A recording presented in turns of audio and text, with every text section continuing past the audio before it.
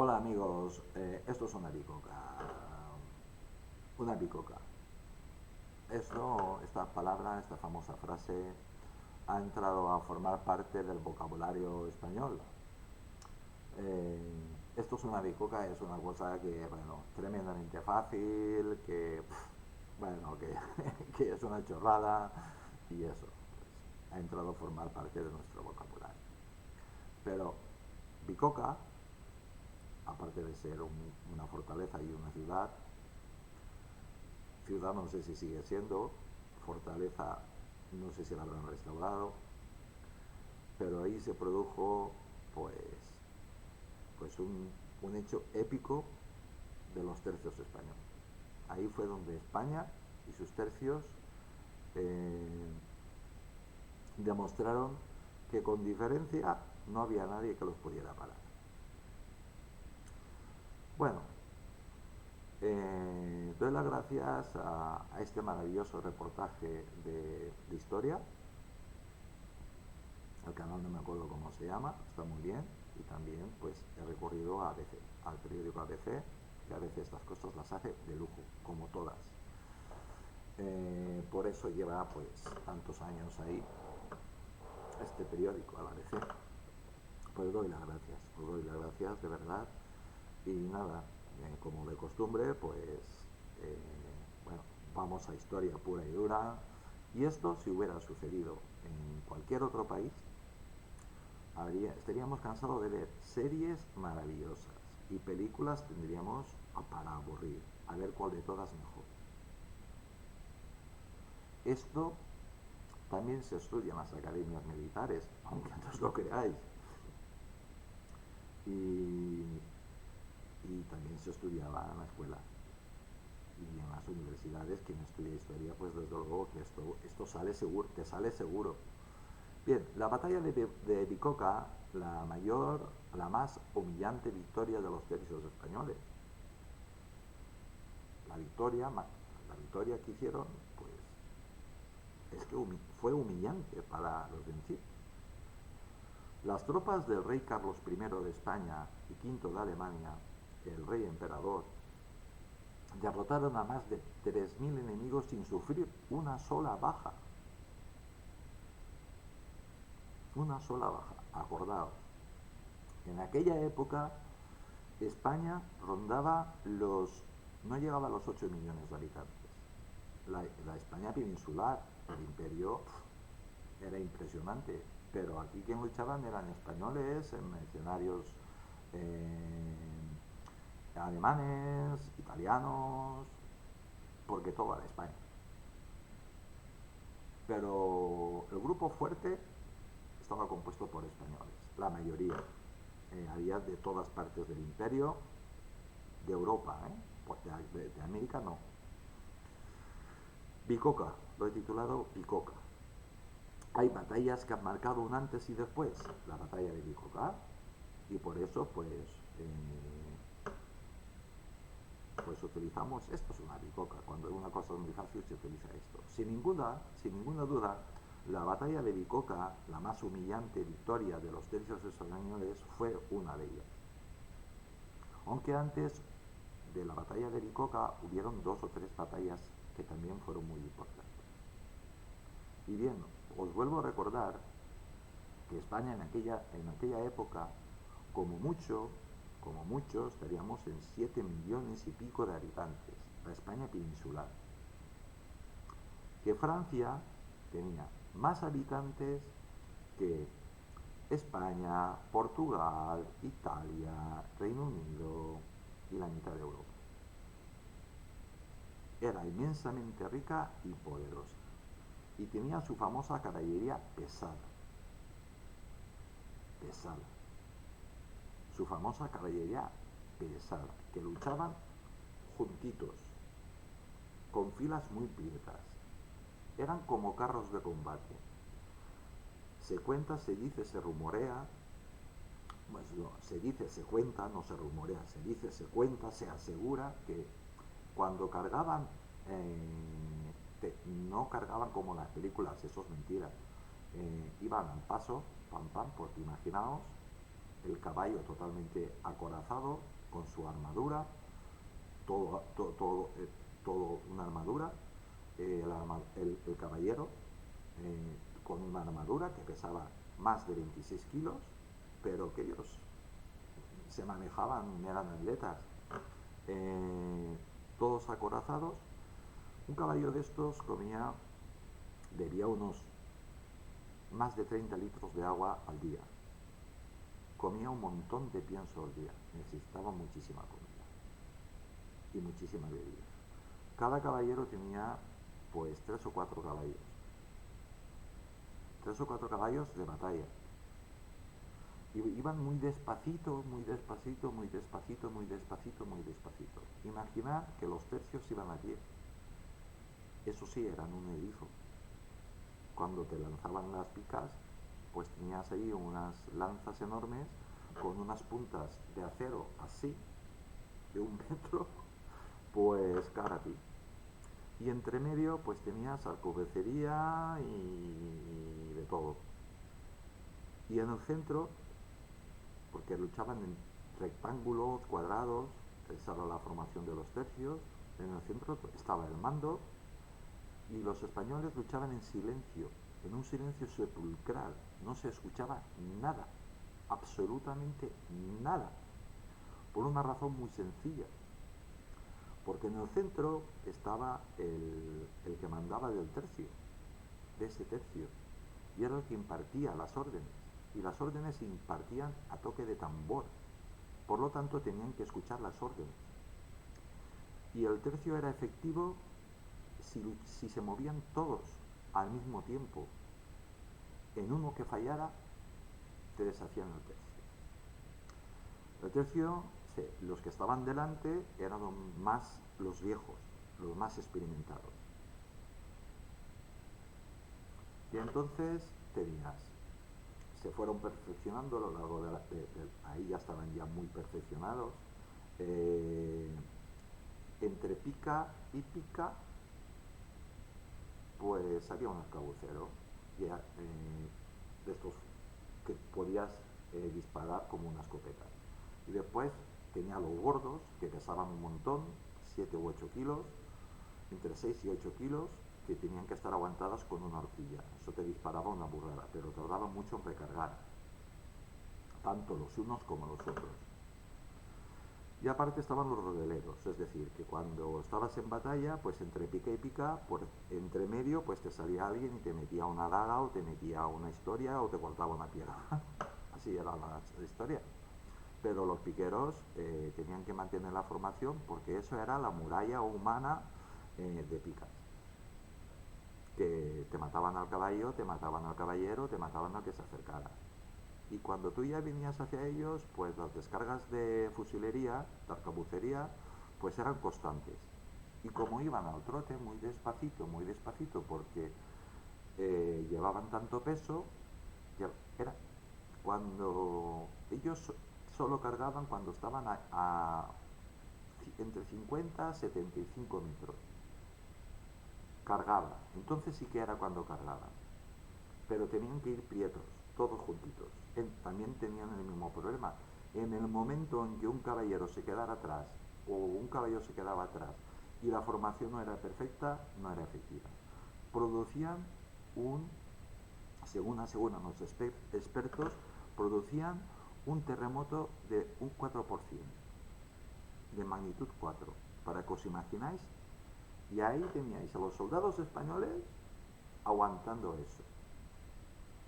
Pero no creáis que eran solo una línea. Detrás de una línea venía otra, después otra, después otra, después otra, después otra, después otra. Y eso era invencible en campo abierto. Hasta que aparecieron los tercios españoles. Habían otros tercios, también muy buenos, los suizos, que los podéis ver, aún existen. Los podéis ver en el Vaticano, es la Guardia del Vaticano. La Guardia Suiza del Vaticano, pues son los tercios suizos, que estaban considerados los mejores del mundo hasta que aparecieron los españoles. Pues bueno, sin ninguna duda la batalla de Bicocca, la más humillante victoria de los tercios españoles fue una de ellas. Más de 3.000 enemigos del Imperio Español perdieron la vida sin ni siquiera, más de 3.000 enemigos del Imperio Español perdieron la vida sin ni siquiera cruzar la espada.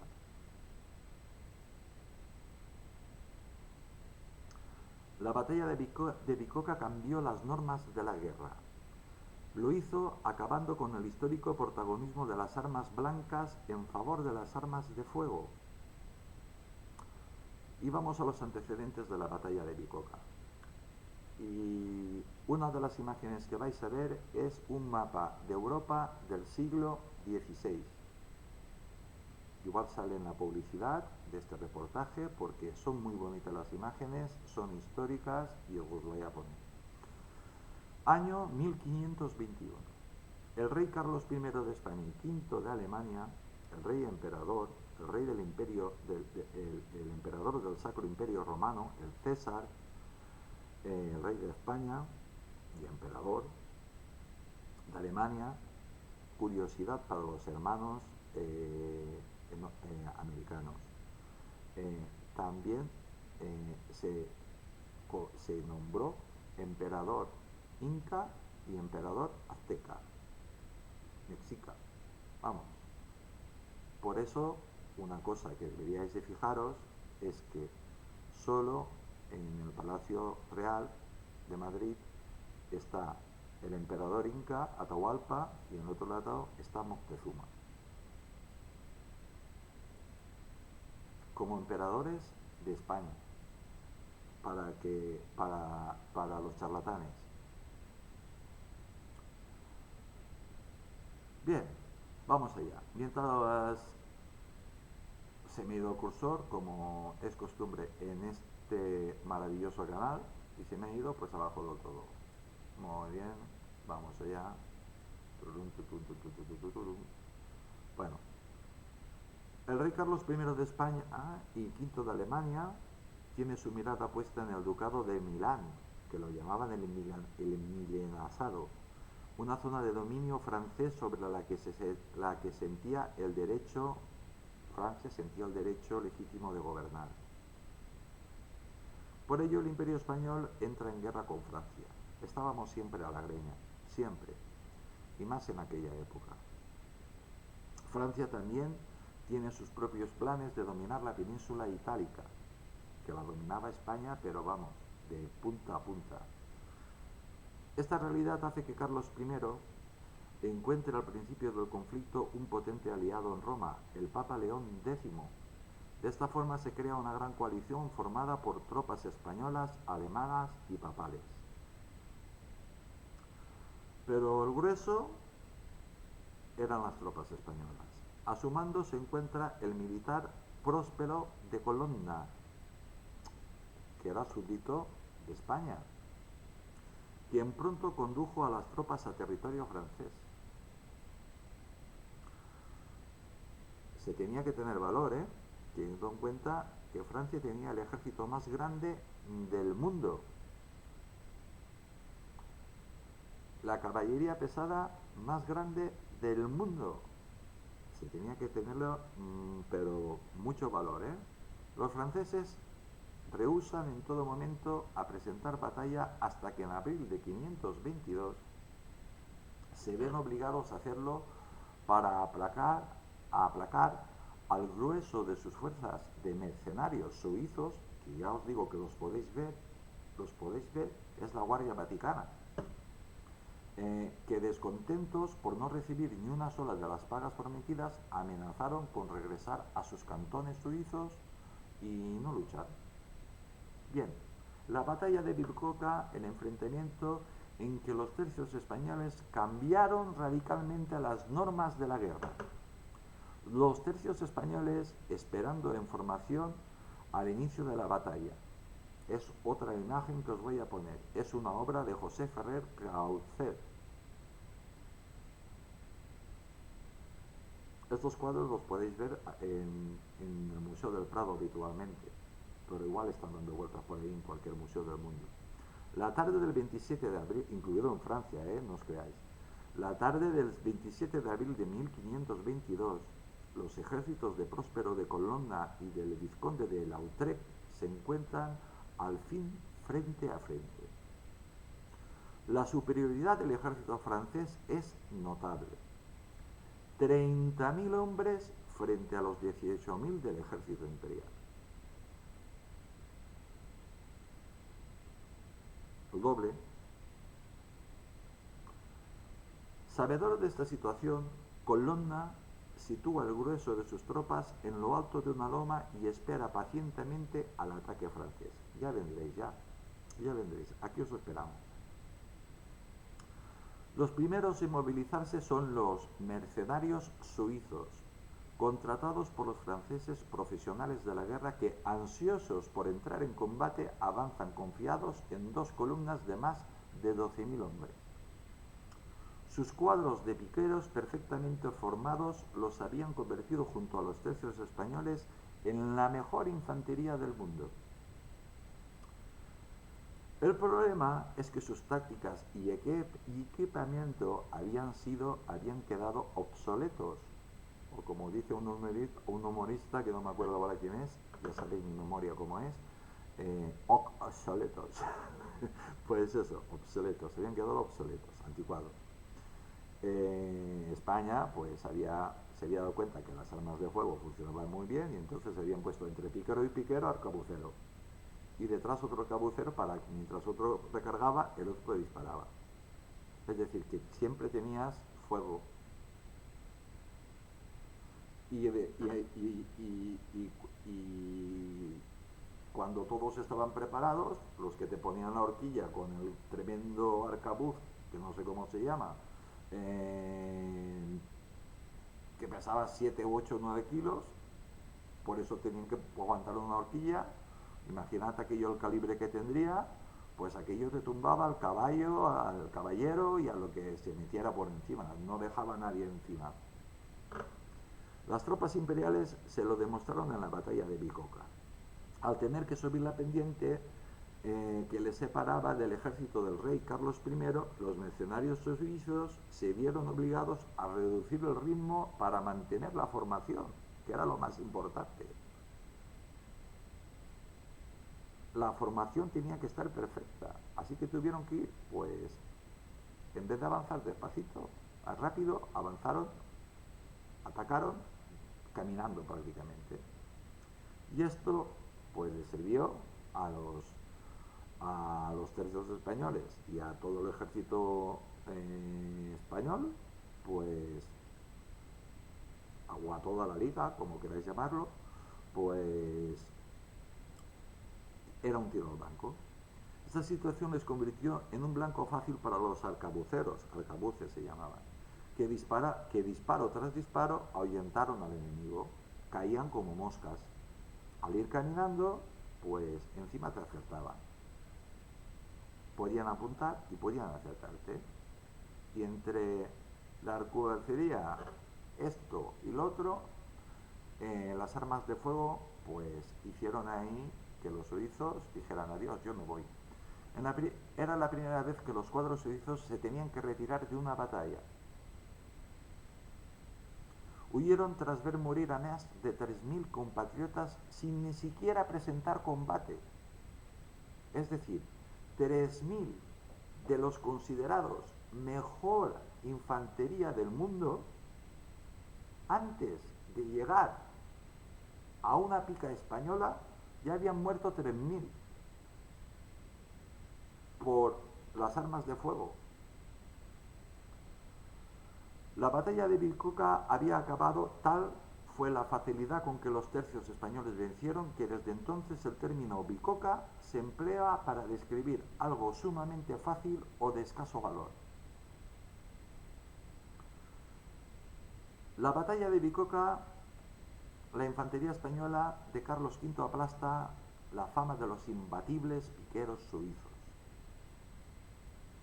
Los piqueros suizos ya no querían saber nada de los tercios españoles. ¿Con quién tenemos que luchar? ¿Contra España? No podemos. Tenemos que ir a tomar el sol.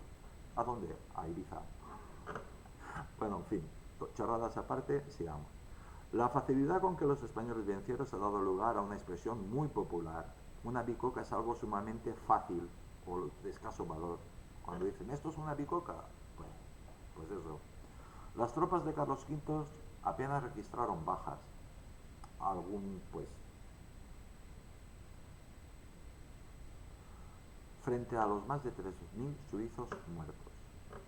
A principios del reinado de Carlos I de España y V de Alemania, el ambicioso rey de francés creyó ver la ocasión perfecta de apropiarse de la mayoría de los reinos italianos. Tal vez cada noche ante el espejo se decía que la juventud y la inexperiencia de su rival debía de ser su oportunidad.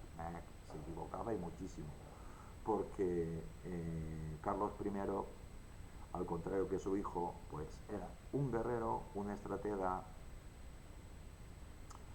y le encantaba luchar.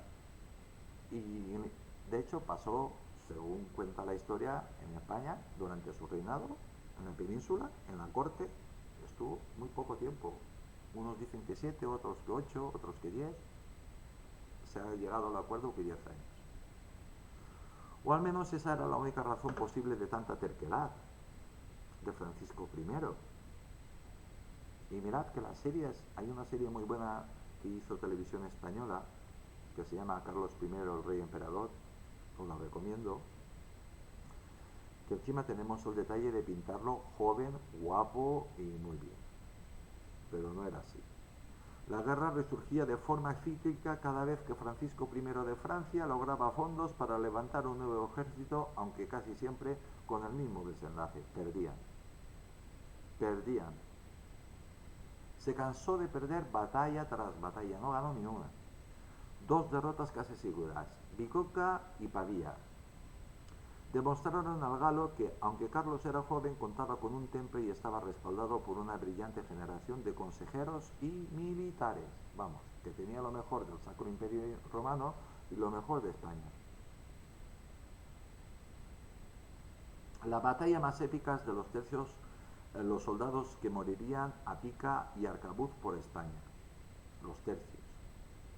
La endogamia destruyó a los austrias y los convirtió en unos desgraciados, porque se casaban entre ellos. Es lo que está pasando ahora, por eso todas las casas reales pues se están casando con personas que no tienen sangre azul. ¿Por qué se llama? Bueno, otra curiosidad que me habéis preguntado.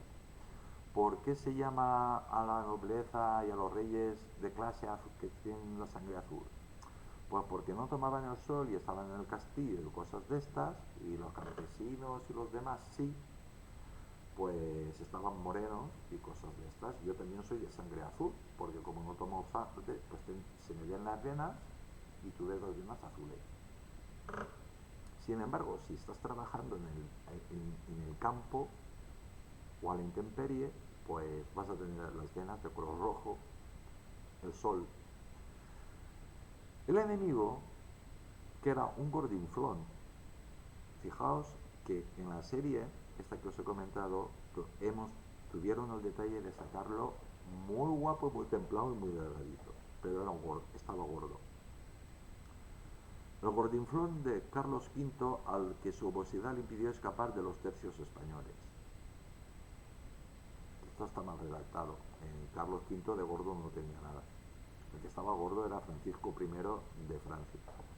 La facilidad con que los españoles vencieron en Bicoca, de hecho, ha dado lugar a la expresión popular que he dicho. Y como siempre, en esa eterna guerra italiana, todo aquel desastre empezó por un exceso de confianza del francés.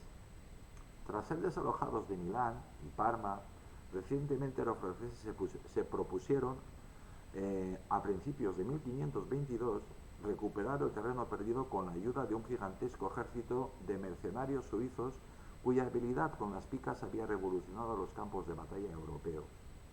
En ese momento se les consideraba la mejor infantería mercenaria de Europa y era la mejor baza con la que contaba Francisco I,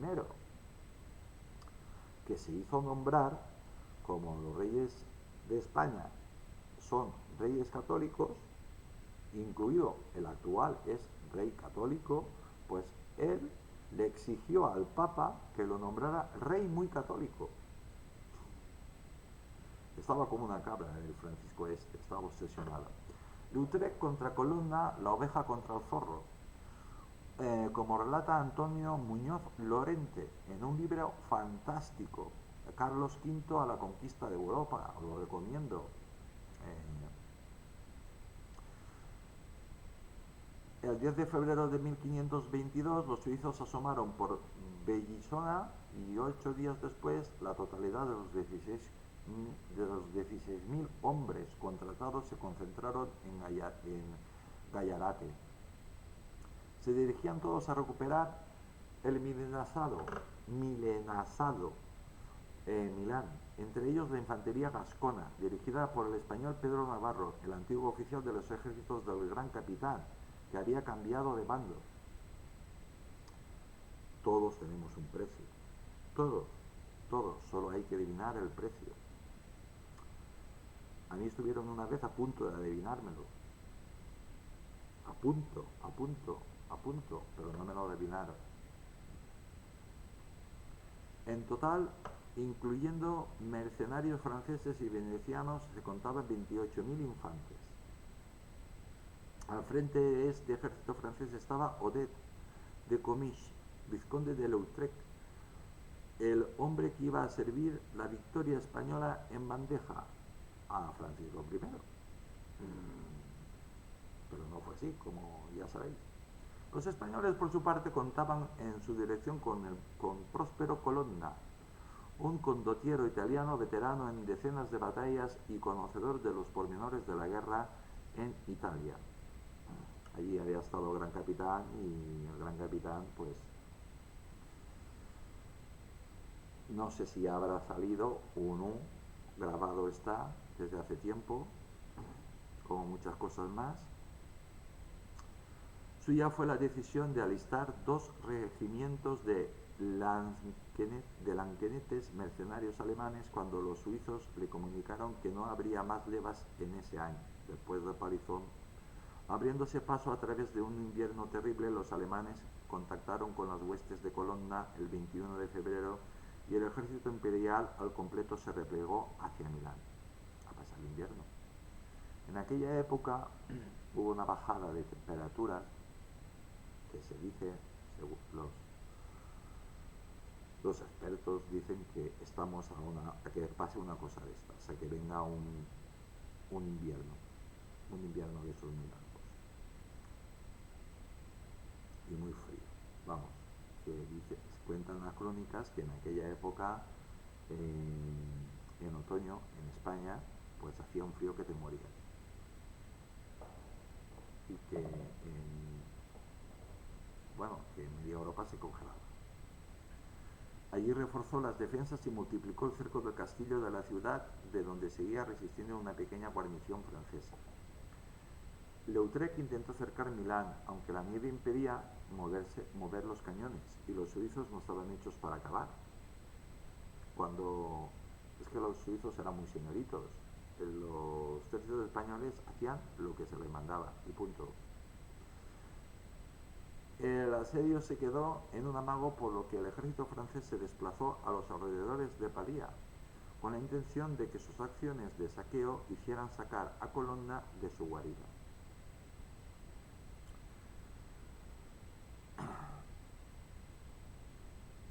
Lo estoy contando muy resumido, porque hubieron 2 o 3 batallas antes que influyeron mucho. Los franceses se encargaron de hacer una especie de guerra de tierra quemada, de arrasar con toda la comida que había, con toda la ganadería que había, para que los tercios pasaran hambre. El general francés se pasó 6 semanas en casinos sin apenas realizar nuevas maniobras.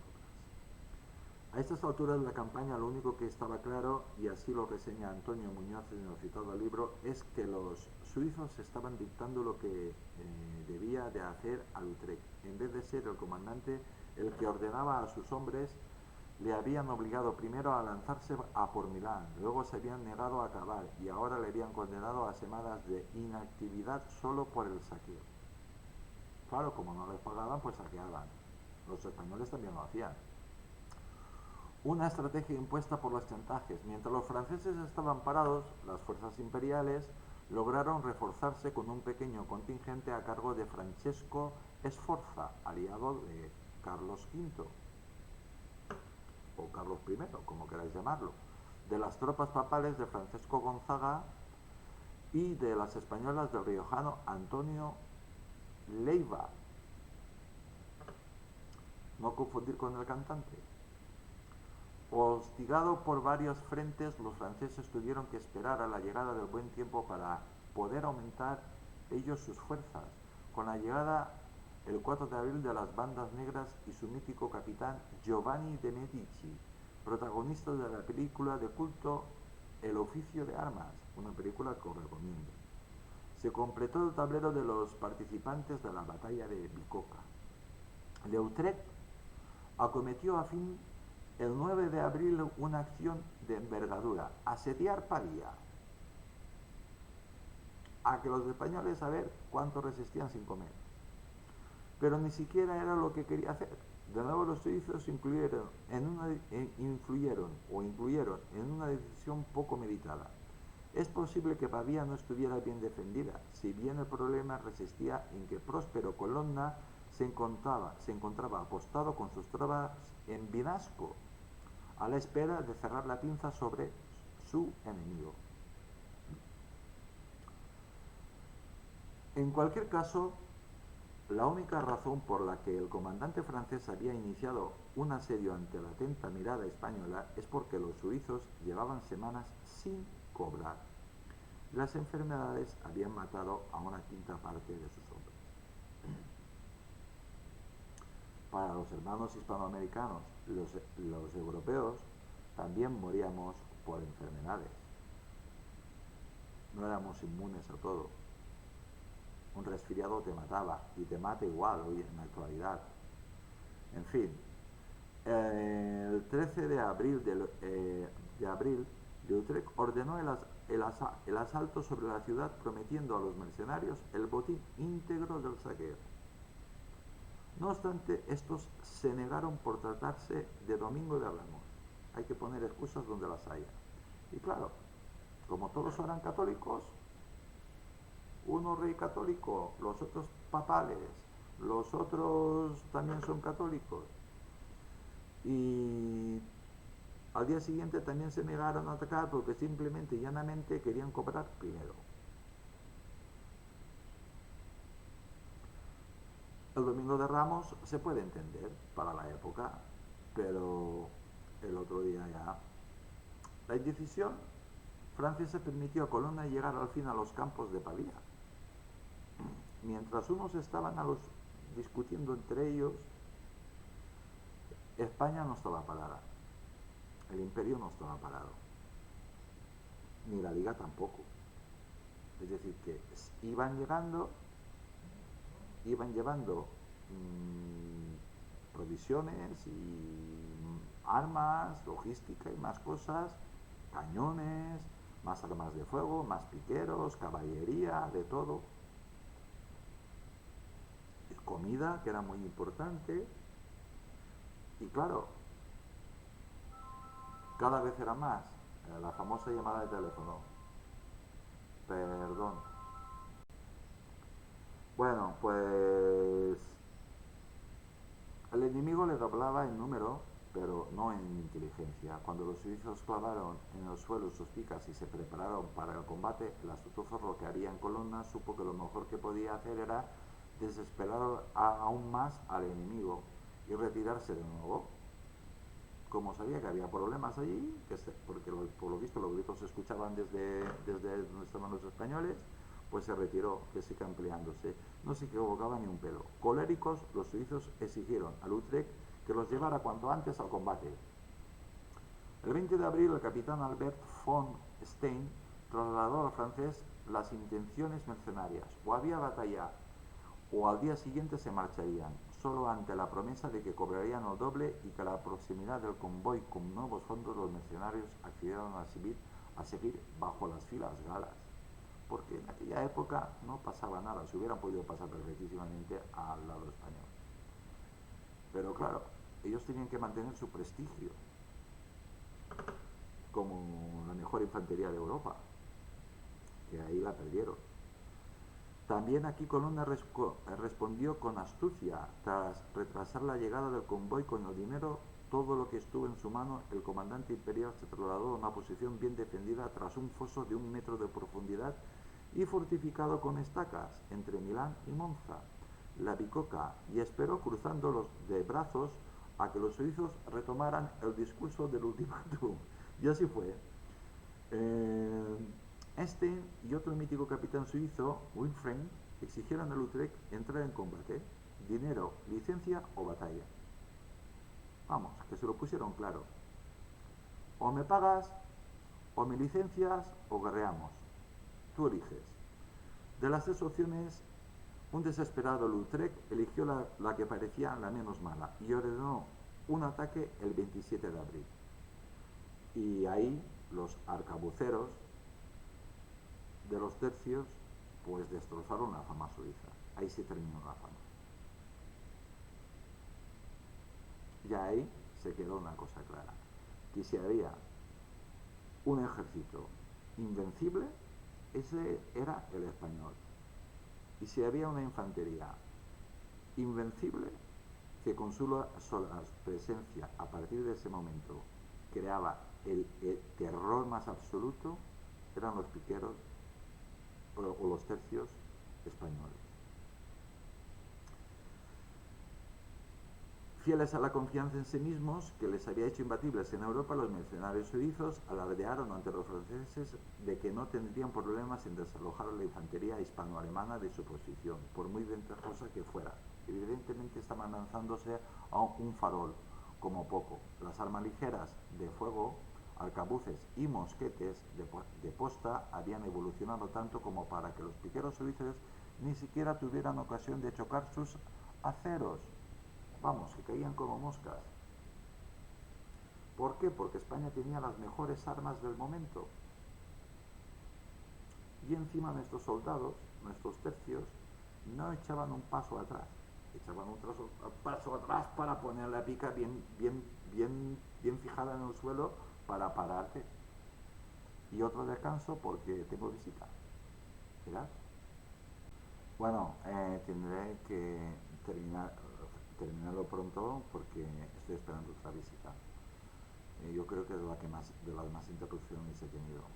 Bueno, los 2000 arcabuceros, estamos hablando de Bicocca, los 2000 arcabuceros españoles, italianos y alemanes se situaron en primera línea imperial y causaron una auténtica matanza entre los envalentonados ordeñavacas, entrecomillado, los envalentonados ordeñavacas, me hace mucha gracia, la forma despectiva que usaban, la forma despectiva que usaban las otras naciones para dirigirse a los suizos.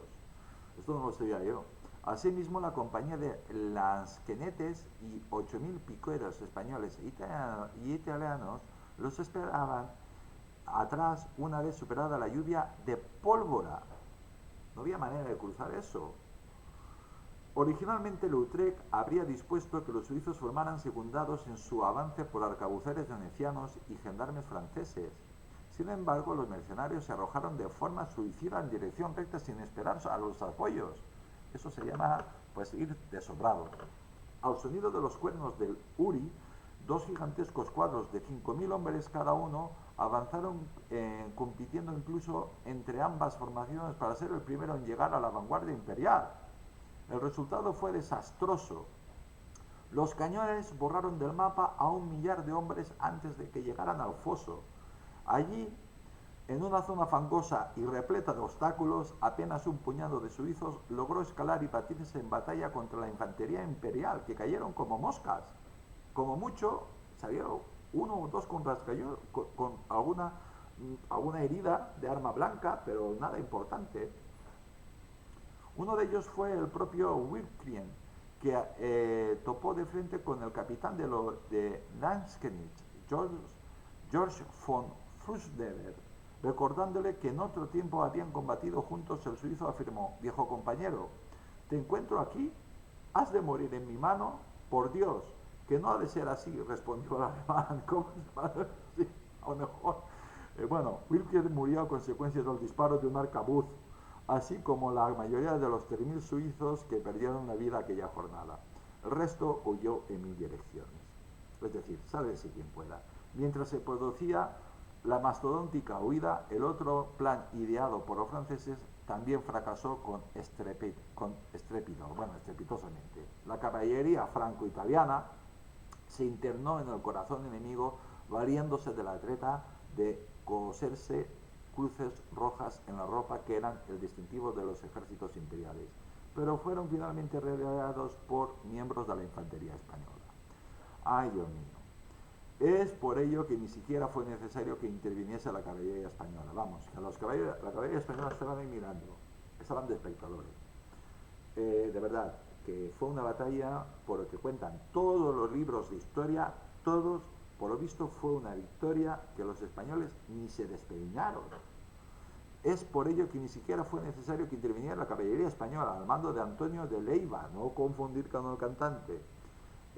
La batalla fue un paseo triunfal, ni se despeinaron. Suiza perdió un gran número de compatriotas ese día, mientras que los imperiales apenas sufrieron bajas, algunos heridos. Se dice que solo hubo un muerto, se dice, es decir, un herido grave, pero no se sabe si murió. Pero no fue por un arma suiza, sino por una coz de una mula. No en vano, quebrar su fama era peor que la muerte en aquel siglo, loco de militares románticos. Las pérdidas sufridas en la Bipcoca les afligieron de tal forma que ya no volvieron a mostrarse en los años que habían de seguir con el ardor de costumbre, se cierran, es decir, que estaban tan humillados porque entonces el honor era tan grande,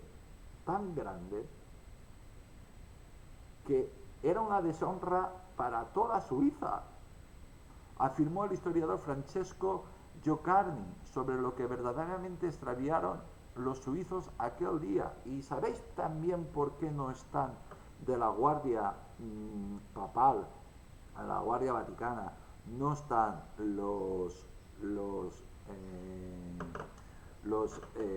tercios españoles? Porque el Papa simplemente les tenía miedo. Y aparte Carlos I, el rey de España, como el Papa, el mismo Papa, este o el siguiente, no, no, no hacía las cosas bien, pues le mandó los tercios. Y como los tercios españoles también cobraban cuando cobraban, porque España no tenía dinero, otra cosa para los hermanos americanos, se vivía muchísimo mejor allá que aquí. Aquí incluso se llegó a pasar hambre, hubo grandes hambrunas, allí nunca, allí es América, Hispanoamérica, no se llama Iberoamérica, se llama Hispanoamérica. Pues aquí hubo grandes hambrunas, porque estábamos en las guerras y las guerras son caras. Y mandó a los tercios españoles que al Vaticano, a Roma, y lo saquearon todo, se pasaron 1.000 pueblos, claro, llevaban meses o a lo mejor un año sin ver un doblón. La principal ventaja para el imperio español obtenida era fácil, victoria. En Bicocá fue la sucesiva conquista de Génova. Colonna aprovechó la victoria para lanzarse a por esta ciudad de simpatías francesas, así como uno de los más importantes puertos mediterráneos. El 30 de mayo de 1522 cayó la ciudad y Francia sacó uno de sus últimos pies de Italia. La nueva ofensiva de Francisco I había devenido en otro desastre. Y hasta aquí, amigos, porque tengo que terminar esto ya. Como veis, si esto hubiera ocurrido en Estados Unidos, en Inglaterra, en cualquier país del mundo, estaríamos aburridos de ver películas.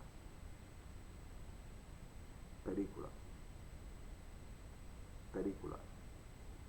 Pero aquí en España se hacen películas, ya sabéis las películas, aquí solo hay 2 o 3 que son los que hacen películas y ya está, subvencionadas, por supuesto. Hay una película, no recuerdo cuál, que hace 2 años o 3 años, o 3, no sé, porque pasa muy deprisa, solo tuvo un espectador. La película costó 6 millones de euros. Toma. Y todo subvencionado por todos los españoles. Así también también así yo me hago director. En fin, amigos, digo yo. Y encima te van y te ponen a parir en los premios Goya, que son los Oscars españoles. Pues bueno, amigos, pues la bicoca, la batalla de Bicoca. La historia de España es que es apasionante, amigos. Pues, y las imágenes que vais a ver son preciosas, preciosas, preciosas. Bueno, eh, volveremos a la historia, volveremos a hablar de los tercios y no os preocupéis que seguiremos hablando de más cosas. Y acordaos que estoy pasando una etapa muy mala de mi vida, que estoy enfermito, no lo digo para que tengáis lástima, lo digo porque me equivoco, por los famosos lapsus lingues, porque no me acuerdo de esto, no me acuerdo del otro, porque yo veo los reportajes, los veo, y me doy cuenta el otro día hablando todo el rato de submarinos diciendo que eran portaaviones, o al revés, no lo sé, pero vosotros ya me conocéis y ya está. El problema es los poquitos que oye, gracias, porque me estoy dando cuenta que cada vez entra más gente, se está apuntando más gente. Pues nada, pues muchísimas gracias, y gracias sobre todo a los fieles de los fieles, a los 300 que aguantasteis en todo momento. Muchísimas gracias, mi gratitud infinita. Soy Tony Garcés, os mando un saludo muy grande. Un día os colgaré en vez de mi cara, mi pueblo. Vais a ver qué digo del paraíso. Vais a ver qué cosa más bonita, qué foto más bonita me mandaron el otro día. Pues bueno, de todas formas yo la tengo exacta, yo tengo una mejor, lo que no sé dónde está, estará en uno de los ordenadores que se llevaron. Pero en fin, pues nada, tengo que ir grabando cosas porque a la semana que viene pues posiblemente haya algunos días que no haya reportajes porque tengo un juicio y no tengo defensa. Pues soy Tony Garcés, para mí es un placer siempre estar con vosotros, os mando un abrazo muy grande desde Valencia, España, os deseo de corazón que tengáis muchísima salud y nada, sed felices, que ser más felices que yo os aseguro que no es nada difícil. Os mando un gran abrazo, que Dios os bendiga a todos y mañana más. ¿Qué? Pues no lo sé, no lo sé la verdad. Gracias y hasta mañana. Que Dios os bendiga.